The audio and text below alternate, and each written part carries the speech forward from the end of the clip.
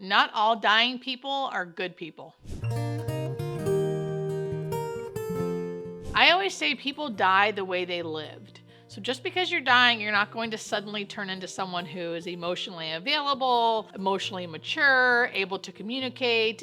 If you aren't that way in your life, you won't be that way usually in your death. Now, one of my good friends, Ashley, is a death doula. She goes by Distant Shore Death Care online, and I want you to see a video that she made after leaving one of her clients' homes. It's an important video, and I want to talk about it after she's done. It's been a long time since I made a video, and part of that is because as a death doula, discretion is like a huge part of what I do.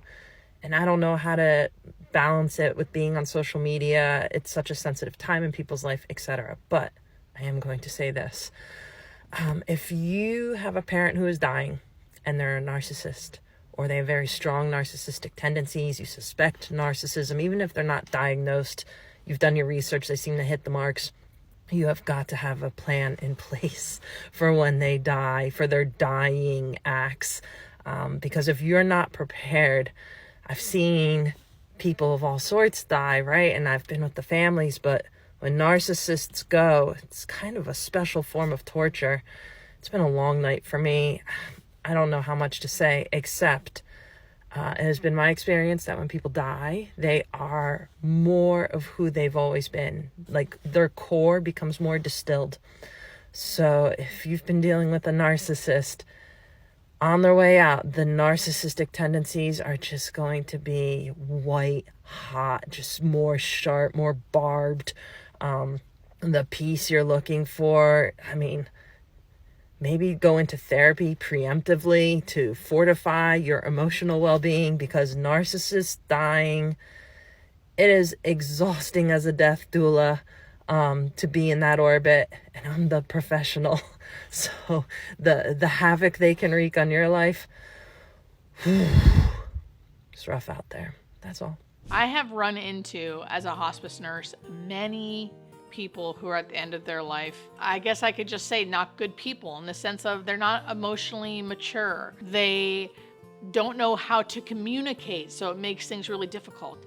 They have a lot of anger issues, so they can be really mean and nasty, right? Like I said, not everyone dying is going to act like a perfect angel. People die the way they live. So if they've never grown into themselves, they're not going to suddenly do that. So if you are someone wondering, hey, is my family member like this? Or you kind of know already, if he's already like that, he's probably going to be like that and even worse, right, towards the end of life. So I want to talk about some of the things you might see and then how to deal with some of those things. Okay, so the first one is like denial or refusal of the diagnosis. Now, this doesn't mean that someone's like a bad person if they're like denying or refusing it. It just makes things more difficult.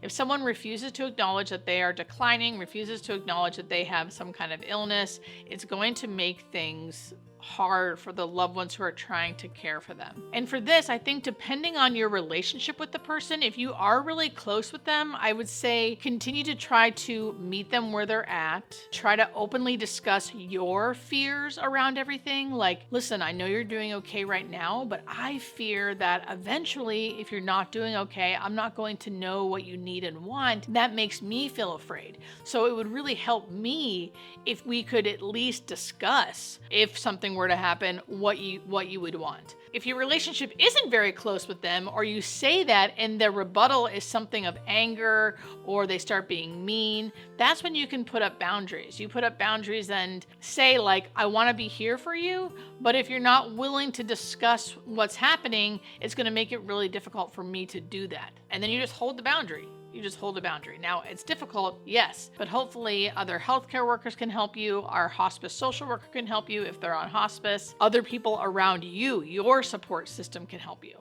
Another thing I see a lot is someone needing to control the situation or an exaggerated need for attention. You would have probably seen this all through their life, so they may have needed control and attention all through their life. Now they're at the end of life, and that is going to kick up a lot. And that's going to be really, really hard to be around, because their need for control, especially because they're feeling so out of control, and then this need for attention during a very, very stressful time. They might try to dominate conversations, obviously control things. They might demand you be there all the time, you support them all the time, you can't leave their side. That can be exhausting. It's exhausting anyway, but then to have someone who wants to control so much and wants you there so much but doesn't allow you to make any decisions is even harder. You need to take into account what your relationship always has been. If you don't want to be there for the person in the way they're asking you to be there for them, you don't have to be. You don't have to be.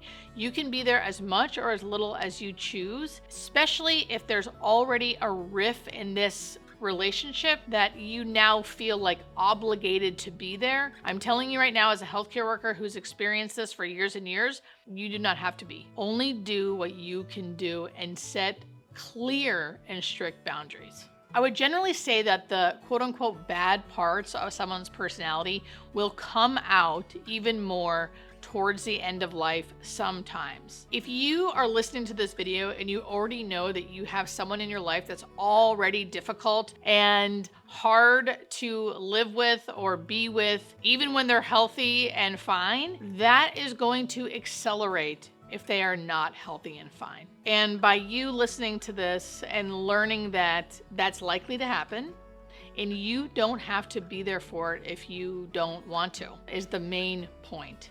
I feel like anyone who has been like no contact with their family or no contact with a certain relative, you don't suddenly have to be their caregiver just because they have quote unquote no one else. You don't have to do that. I always like to give permission first off and just say, period, you don't have to do it.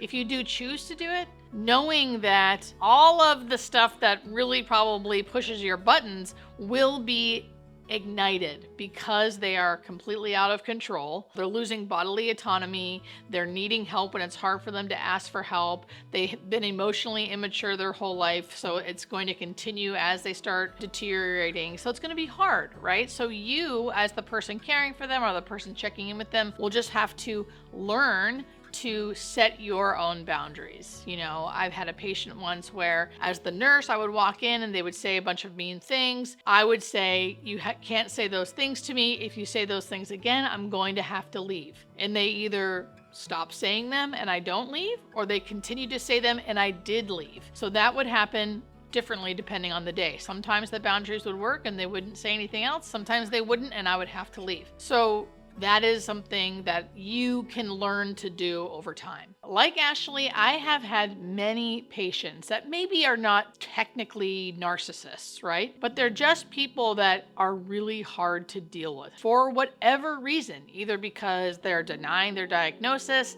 they do not want help, they're angry, they're just straight up mean. That has definitely happened. And that's really hard to care for someone like that. And I've talked to many families who, you know, were no contact with their parents or no contact with their brother, but now they have no one else and they're at the end of their life. So the person comes back in to try to help them. And it's really stressful. It's really stressful. So in this video, I want to talk about that, what you can do about that, some options you might have, and how to help yourself in those times. So if you're watching the video and you are the one wondering, am I going to have to take care of my narcissistic parent when they get older and they're at end of life, or my siblings? Am I going to be the one that has to do that? What if I don't want to do that? I'm fully giving you permission now to not do it.